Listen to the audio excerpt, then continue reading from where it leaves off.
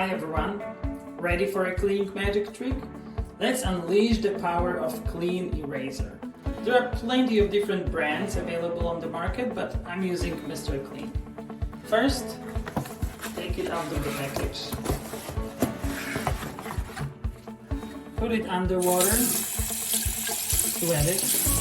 They say to use cold water, so let's use cold water. Then squeeze it to get rid of excess water, and then move to the stained wall.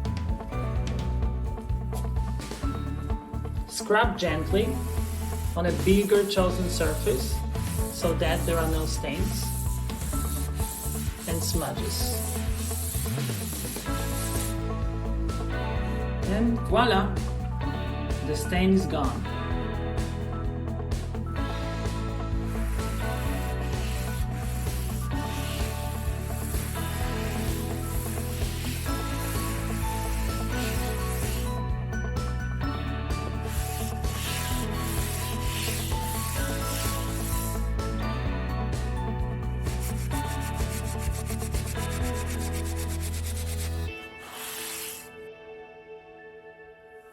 Another example.